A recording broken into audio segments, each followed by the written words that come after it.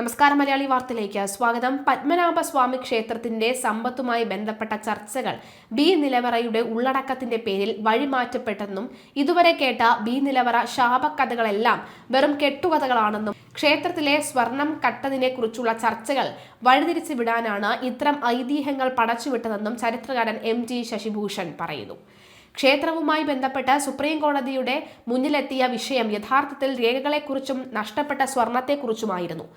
മുൻ controller and audit general of India Vinod റായിയുടെ report പ്രകാരം 1100-ലധികം സ്വർണം കലശകുടങ്ങൾ ഉണ്ടായിരുന്നു എന്നും ക്ഷേത്രത്തിലെ സ്വർണ്ണാഭരണങ്ങൾ നിർമ്മിക്കാൻ ഉപയോഗിച്ചെന്നും പറയുന്നുണ്ട്.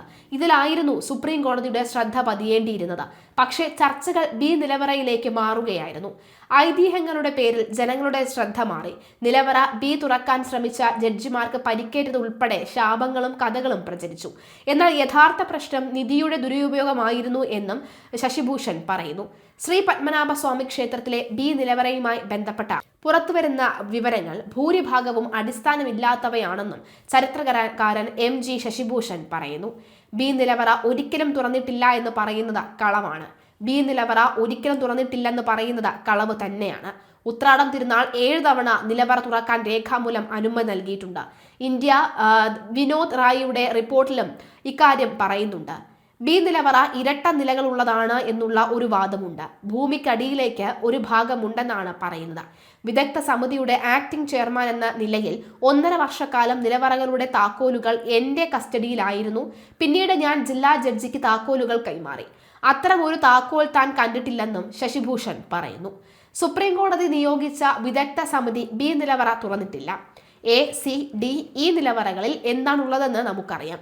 1931-32 കാലഘട്ടത്തിൽ ചിത്ര തിരുനാളിന്റെ ഭരണകാലത്ത് ക്ഷേത്ര നിലവറകളിലെ സാധനങ്ങളെ കുറിച്ചുള്ള റിപ്പോർട്ടുകൾ മാധ്യമങ്ങളിൽ വന്നിരുന്നു. Deepika, the Hindu, the service എന്നിവയുൾപ്പെടെ നിരവധി പ്രമുഖ ദിനപത്രങ്ങളിൽ ആ വാർത്തകൾ പ്രസിദ്ധീകരിച്ചിട്ടുണ്ട്. അക്കാലത്ത് ബി നിലവറയിലെ സാധനങ്ങളും പരിശോധിച്ചിരിക്കുമെന്ന് ശശിഭൂഷൺ പറയുന്നു. ബി നിലവറയുടെ താഴത്തെ നില പ്രധാന ശ്രീകോവിലിന്റെ അടിത്തറയാണ് എന്നും അതിനാൽ അത് തുറക്കരുത് എന്നും മുൻ ചീഫ് സെക്രട്ടറി K ജയകുമാർ അടുത്തിടെ പറഞ്ഞിരുന്നു. ആ പ്രസ്താവന തെറ്റിദ്ധരിപ്പിക്കുന്നതാണ്. താഴെ ഒരു അറയുണ്ട്, പക്ഷെ അത് പ്രധാന ശ്രീകോവിലിന്റെ അടിത്തറയല്ല, എന്നാൽ പരിപാവനമായ ഒരിടം തന്നെയാണ് എന്നും ശശിഭൂഷൺ ചൂണ്ടിക്കാട്ടുന്നു. ആ പറയുന്ന അറ എപ്പോഴെങ്കിലും തുറന്നിട്ടുണ്ടോ എന്ന് തനിക്കറിയില്ല. അതൊരു രേഖകളിലും പരാമർശിച്ചിട്ടുമില്ല.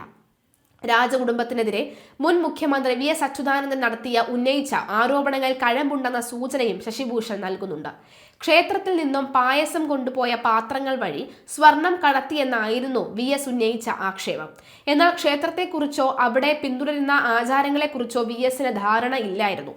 പക്ഷേ അദ്ദേഹത്തിന്റെ ഉള്ളടക്കം സത്യമായിരുന്നു എന്നാണ് ശശിഭൂഷൺ പറയുന്നത്. പത്മനാഭസ്വാമി ക്ഷേത്രത്തിന്റെ അമൂല്യ സമ്പത്ത് എങ്ങനെ കൈകാര്യം ചെയ്യപ്പെട്ടു എന്നതിനെക്കുറിച്ച് സുതാര്യമായ അന്വേഷണം വേണമെന്ന ആവശ്യം ഇതോടെ വീണ്ടും ശക്തമാവുകയാണ്. രാജകുടുംബത്തെയും ഭക്തരെയും ഒരുപോലെ മുന്നിൽ നിർത്തുന്ന വെളിപ്പെടുത്തലുകളാണ് ശശിഭൂഷൺ നടത്തിയിരിക്കുന്നത്.